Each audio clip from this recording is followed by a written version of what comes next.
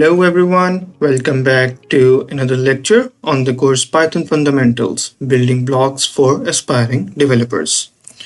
So we will continue with the first module in this lecture as well, Introduction to Python. So from the agenda, we previously discussed some things on the day 1. Right now we are on the day 2. Here we will discuss some basic syntax and data types in Python and how to assign values to different variables, and we'll also try and understand what variables are. So let's start basic syntax and data types. So basic syntax. So in the previous video, as we discussed, that Python has a easier to read syntax. On the right side is just a code snippet, and it does not look too much to the eyes. I mean, it seems pretty simple. You won't understand what the code is right now, not exactly, but from the first look, you can see that it is pretty simple. So and it is much simpler because there are way lesser rules in Python to follow as compared to other programming languages. So the most important thing is Python is the indentation. It is the most important thing is in the syntax. So what is indentation? So indentation is the number of spaces. So whenever in Python we have to separate a code block or a code line from another code block, then we have to put indentations. For example, you can see the orange line just before the print statement. So that is an indentation. So this basically means that the print statement is part of the if, like the code where the line reads if x equals to 4, then print hello world. This is one piece of code, and then we have another line that says print. So print is not part of that code. It will be executed other than that if statement. This will be much more clear when we move on to these conditionals, but for now it's important to understand that we have to be careful of indentation. Similarly, I cannot just put a space before the statement. And for statement is just one line of code. Like x is equals to 4 is a statement. Print by is a statement. So if we come back to indentation, you have to understand that there are fixed indentation rules in Python. Okay, the indentation consists of 4 spaces or a tab. We can use either one of them. Either we can do 4 spaces or we can do one tab. Tab automatically moves it 4 spaces. If we do 3 spaces, then it will show an error. Similarly, if we do 6 spaces or 7 spaces, it will show an error. So this is why we have to be careful of the indentation. Then there are some other smaller things like colon, brackets, these sort of things. This will be much more clear as we start coding. And then there are comments. So at the top, you can see that it says this is a comment and it starts with a hashtag. So comments are basically there to describe your code. Like if you've written some code, you simply add a comment to describe what the code is doing. So for example, you have a very complex algorithm, or you're doing, let's say, solving an equation. So at the top, you just write in the comment that, okay, this piece of code is trying to solve this equation like this. So whoever reads the code, they can read the comment and understand what the next bit of code will do. So that will make it easier for them. Not for other people, it will also make it easier for you. For example, if you write some code and you come back to the code maybe after 6 months, then trying to go over the code, read each line separately, that will take a lot of time. But once you see the comments in between, you will quickly recall that what you were trying to do, and that will make it much more easier for you. So what essentially a comment does is that it does not read it as a part of code. So the line that says this is a comment, it will not be executed. You can just simply think of it like it will be skipped during the execution of code. So it doesn't matter what we write in the comment, it doesn't matter about the spaces we put and things like that. It will simply be skipped when the code is being executed. And so we can also take advantage of this in another way. For example, when we are writing a code and we do not want to execute one line in the code, I mean it's a code, but we do not want to execute this line maybe during debugging. So we just add a hashtag at the start of the line. So what it does that it converts this piece of line into a comment. So now it is a comment, it will be skipped. So I did not have to remove that line of code, and I can test the code, and afterwards if I still need that line of code I can just simply remove the hashtag and it will be a part of code again. So this is how we use comments in Python. We will also do everything that we're talking about in practical, so everything will be much more clear to you. So let's move on. So data types. So data types are the types of data that we store in Python. So there are essentially 4 data types: integer, float, string, and boolean. So let's go over each of them. So integer is represented as int, like we say int in Python when we refer to an integer. It's just a short form. So these are basically whole numbers. They can be positive, they can be negative. For example, you can see the numbers listed: 4, 10, 250, -14. So these are all examples of integer data types. Then we have float data types, and these are decimal numbers. Just in mathematics you have decimal numbers, we call them float in Python, and these are nothing different than decimal numbers. Again, these can be positive and negative, as you can see from the examples: 24.9, 22.1, -58.3, and also 89.0. Now 89.0 is a float because we have added a decimal there. Even though it is not 89.1 or 89.2, still it is a float data type. Even though we can write it as an integer because 89 is a whole number, but since we have added 89.0, it will be considered a float or a decimal number. Next we have string. So characters or alphabets are called as strings. For example, you write some word in Python, let's say you say Python. So that is basically a string in Python. It is like lots of characters. Like for example, if you write Python, the characters are P, Y, T, H, O, N. So there are 6 characters in the word Python. So the word Python as a whole is a string, and each of the 6 alphabets are characters. Okay. Now characters can also be numbers. It is not limited to only alphabets. It can also be numbers. We will see that in examples. So here are 4 examples of strings. So the first string is hello, simply alphabets. Then there's a string called Python. Then there's a string called I love Python. So this means your complete sentences can even be strings. One thing you must notice that whenever we write strings, we have to put that string within quotes. It can be single quotes or it can be double quotes. It doesn't matter. You can choose either one of them, but it's recommended that you only use one type throughout the code. For let's say if you're using single quotes for strings, you must use single quotes throughout the code for strings. If you're using double quotes, you must use double quotes throughout the code. It doesn't matter. It's not that one is better than the other one. They're all the same. It's just a personal preference which one to use. Now, why we say that you only have to use one? There will be no error if you use both of them. But it is easier for the person to read the code if you have just used one notation. You also must note that you have to use the same starting and ending quote. If it's a single quote, the starting and ending both will be single quotes. If it's a double quote, starting and ending both must be double quotes. It cannot be that you put single quote at the start of the string and a double quote at the end of the string. That will simply be an error. Now the last example that you can see is 43 number within single quotes. So whenever we put something within single quotes, that automatically becomes a string, even if it is a number, even if it is an integer.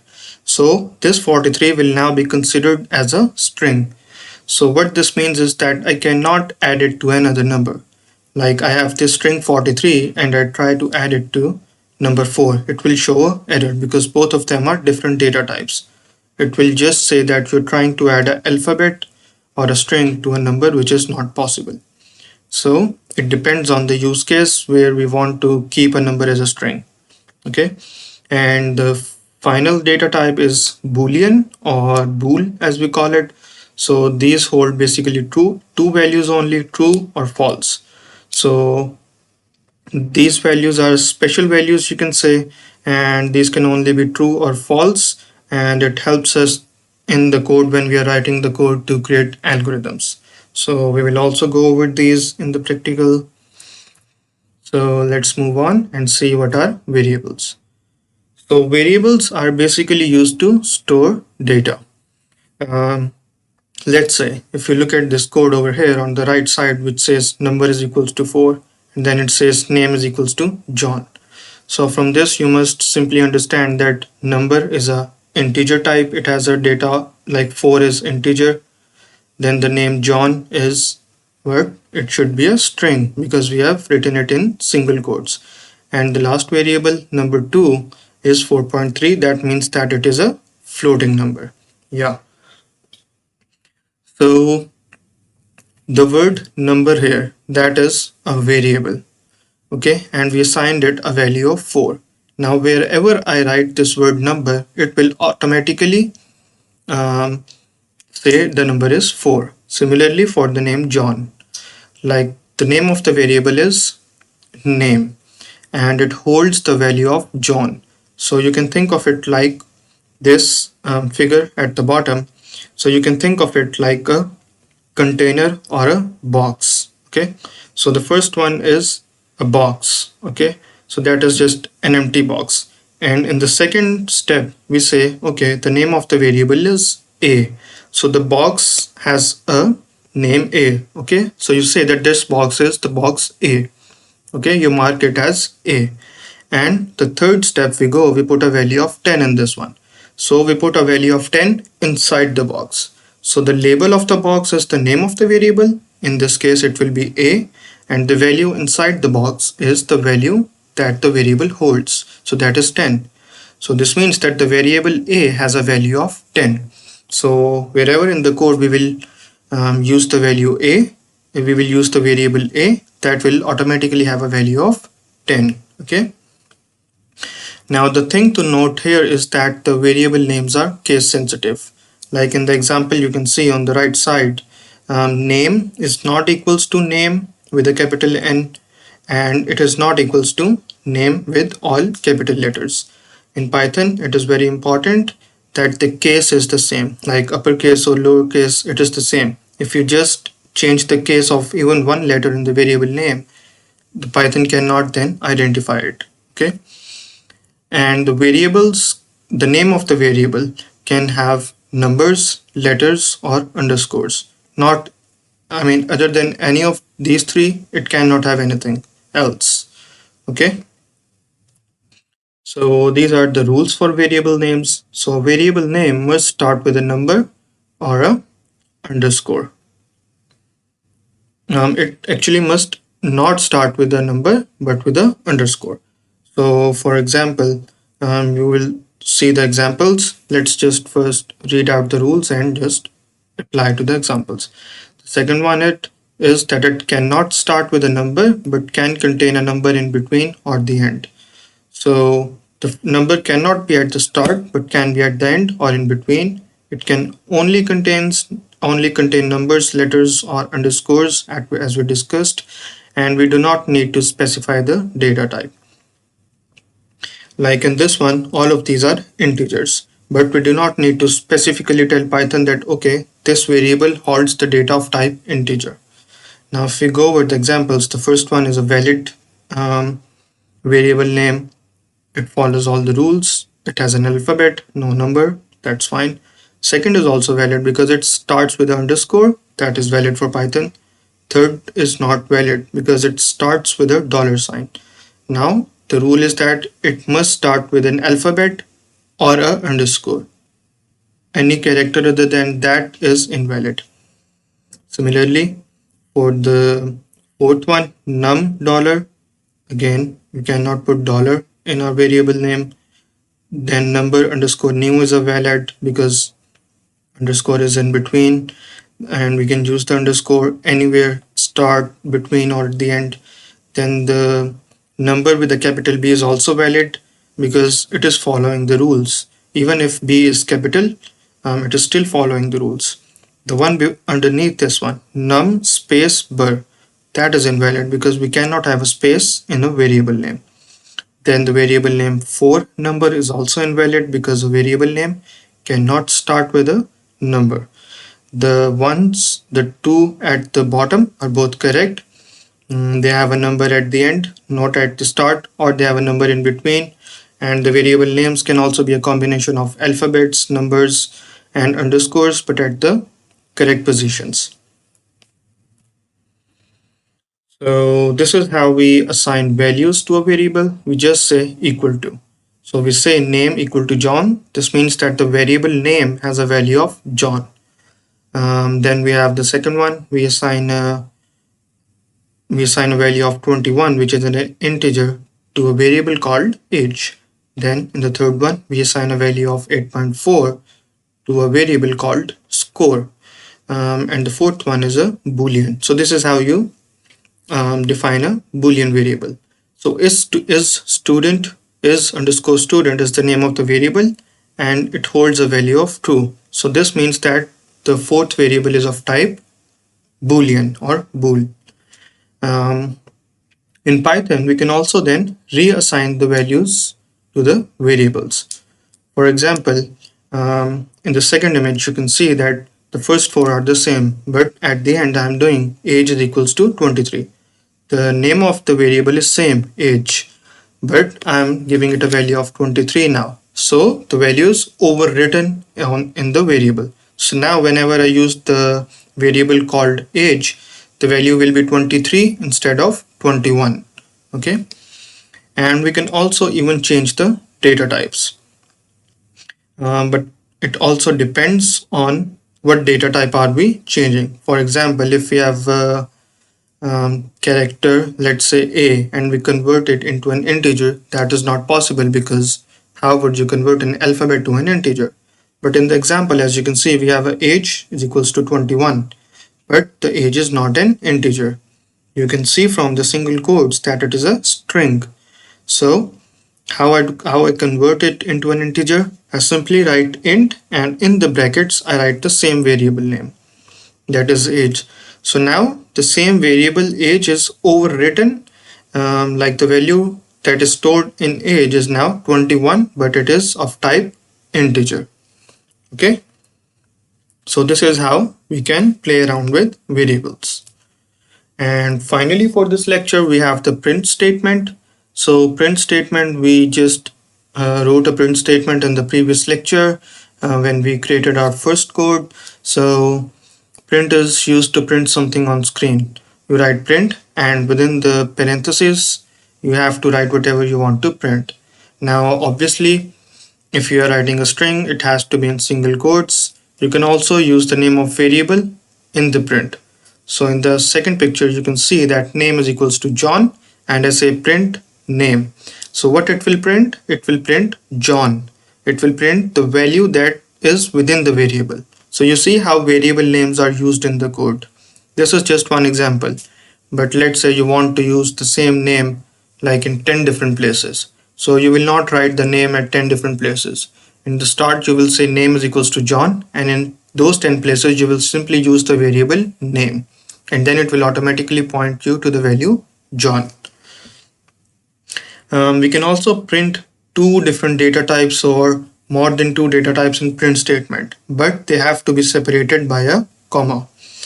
So you can see we have a variable called age has a value of 21, and in the print statement what we are doing is that we are saying hi, my age is 21.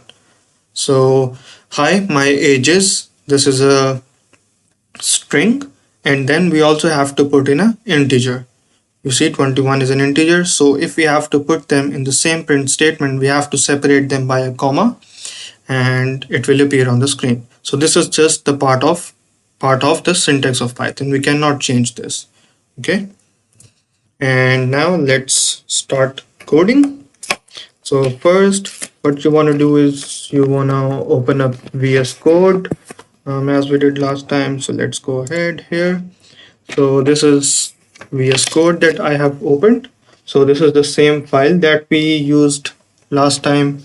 We printed this hello world, but I will just remove this one for now and start with today's lecture. So let's see practically whatever we learned in today's lecture. So let's start with the comments first. So let's say this is how I add a comment. This is a comment. So this will not be executed. And if I say print and I say hello world and I save the file, you need to save the file. You can press Ctrl S to save it, or you can go there and save it. It doesn't matter.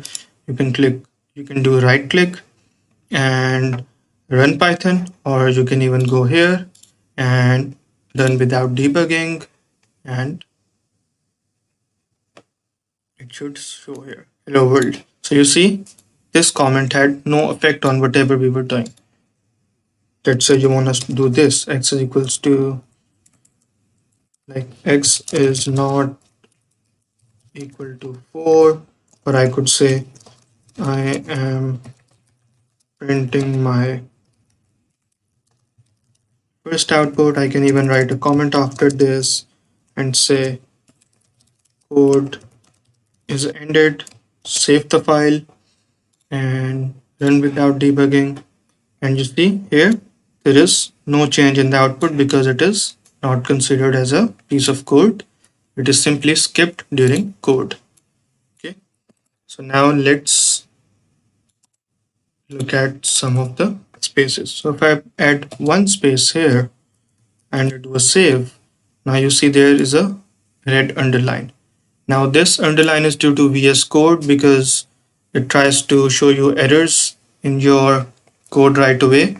But let's just say I added one space and I was to run the code. So let's see, it gives us an error, indentation error. So in Python, you either have to have 0 spaces or a tab 4 spaces. Now tab is also important. Like I cannot just put 4 spaces here. We can only put 4 spaces wherever we have to do this. Let's say if true. You do not need to worry about the if statement. We will go over this later, but I'm just writing it so you can understand the indentation. Let's say print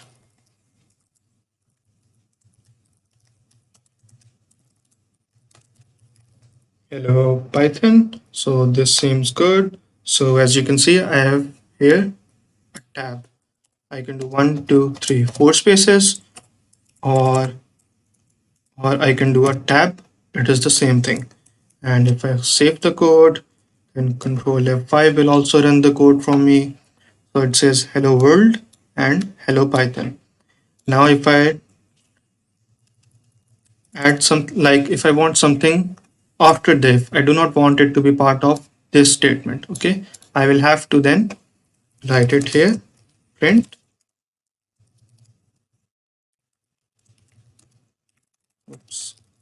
code finished and save, then Control and F5 to run the code. So you see it is running, but this part here is not a part of this if statement. Okay, this is how indentation works in Python.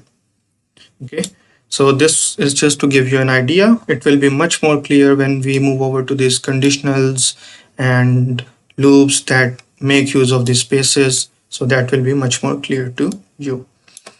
So now what we want to do is that we want to understand the print statement first a bit more. So you can follow it when we move to the variables. So let's say print hello world. We've already seen this. Now I also want to print a number. So let's say the number is 10. And I do this and I do control and F5 to run the code. So it says hello world 10. Now if I remove this here, it will automatically show an error to me, like it says syntax error. Why are you putting this number in between? It doesn't understand. So if I have two different data types, one is string and one is a number, I have to put this comma in between. I can even do this. Put another comma and again start another line. Hello world. Let's say how are you? Save it, then run the code, and now it's fine. Hello world 10, how are you? So whenever we are using more than one variable type, one data type here in print, we have to just separate it by a comma. So this is how print statement works, and you can see whatever we write in here simply appears here on the terminal on our output. So now let's see different variables. So let's say I have a variable called number and it holds a value of 1. So this is how you define a variable that holds a value of 1, which is an integer. Now how is it different? For example, in some languages we have to do int number is equals to 1 like this. This is just a part of their syntax. For example, in C language or C++, you have to say, okay, this variable will hold the data type integer only. It cannot hold the data type of string or float. For example, if I were to do this in C++, it would be correct. But if I were to do this, 10.3, it will show me an error. It will say, okay, you say that the variable will only hold integer, but you are assigning it a value of float. That is not correct. That is an error.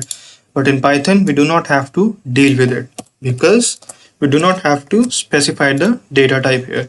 We do not have to write integer or string or float. We do not have to write it. When we assign the value here, it automatically sees that, okay, this is an integer, so this variable is of type integer. Similarly, if I were to say name is equals to John, now this variable is of type string because it sees the value is string and it will just say, okay, it is a string. Now similarly, let's say score is equals to 9.2. So this is of type float. So this is how we define different variables.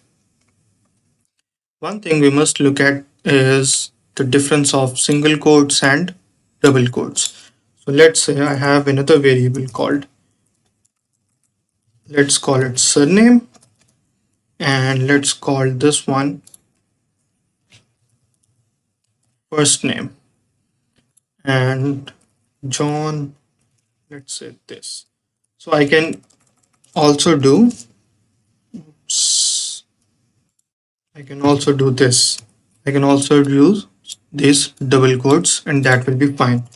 I can also even print it. Let's say I want to print first name and then I want to print surname.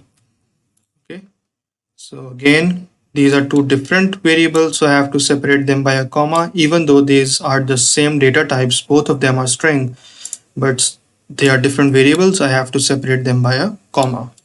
So I will save the file and I will run it. So it says John Doe. Now it doesn't matter if I use double quotes or I use single quotes, won't be an issue. If I remove this part here, save the code, run the code again, it simply prints John. Now the error will be if I change this here, and let's just change this to this. I'm starting with a single quote, ending with a double quote, save the file, execute the code. It says, okay, what are you doing? There is a syntax error. So we either have to use single quotes or double quotes, but it is fine either way if you use one of them. It is not that one is better than the other one. Now also let's have a look at the case, like how is it case sensitive. For example, I change it to this surname. I only changed the N to a capital N from here. So let's say run the code. What does it say? It says name error. This variable surname is not defined. It says, okay, there is no variable called surname. There is a variable called surname, but it is not the same exact case as this one because n is a uppercase. So it simply says, okay, what is surname? You have not defined it. So we need to be careful of this. Okay. Now we can also try out some other things. For example, I say 6 number equals to 21 and it should give us an error. So it says, okay, syntax error. This is an invalid syntax because a variable name cannot start with a number. Yeah. So I can also start with a underscore. Now okay, let's just print it out too and run the code. It prints 21. There is no problem starting it with this one. Okay. You can also not start it with like this. Again, an error. And I can also not do this. Again, an error. Now you're seeing this as red and it is already underlined. This is a feature of VS Code, Visual Studio Code, not a feature of Python in itself. Because Visual Studio Code makes it easier for you. Like if you're typing in your variable name and you accidentally press this, it will simply highlight it so you will know, okay, you have made an error, you will simply correct it. Okay. So this is, you see how we have to follow the names of the naming convention. Now there are some other things, some other rules which are not technically incorrect, but we should not use them as variable names. For example, I should not do print is equals to 7 because print is in itself a keyword in Python. Like print I'm using here, I should not do this. See? Oops, that is a problem for this one. You see, it has now changed it. So I cannot use this anymore because I have assigned a value to this called print. Similarly, there are a lot of keywords. For example, I cannot use the word if, I cannot use the word else, I cannot use the word bool, I cannot use the word int, I cannot use the word string, str, I cannot use the word continue. So there's a list of these words. You can simply go on internet and find out which words not to use. So there's a list of them and you shouldn't use them. Now one tip that I have for you regarding variable names is to make them descriptive. Like whatever value you are holding in the variable, your variable name should tell you that. For example, if I remove everything like this and remove this here and I just say x is equals to John and I print here x. So we know that, okay, this is the first name and we say y is equals to do. Now these both are correct variable names. Nothing wrong with that. Even if I run the code, I have this output here, this according to this, but it is not a good practice. Why? Because we want the variable names to be descriptive. So if we read the variable name, we should know what value we stored in the variable. Like after, let's say, 6 months, you come to this code, there are maybe 100 more lines of code and you see, okay, x, you say, okay, what is the value of x? You have to search for that in code. But if you say first name and you say last name, and let's just copy this one, paste this one over here like this, and I run it now, it will, oops, this is an error like this. So now whenever I see this first name, I will understand, okay, this variable has the first name according to the data that I have in the code. So it is very important to have this, make the variable names descriptive. Also, you shouldn't have too long variable names, like you say first name of my friend in school. So this is a very long variable name. It is not easy on the eye. So you should not use this. Or you can make it short. You can do this f name and you can say school. So I mean it is not as descriptive, but still it is a shorter name and it is easier to read. Now you must have noticed one thing is that I am using a lot of underscores in the naming. Why is that? When we have a variable name that is more than one or two words, we try to separate the words using underscore so it is easier to read. I could also write it like this: first name, last name, but it is not that easier to read. If I add an underscore in between, now it is much more easier for me to read. So these are just some good practices that you must follow.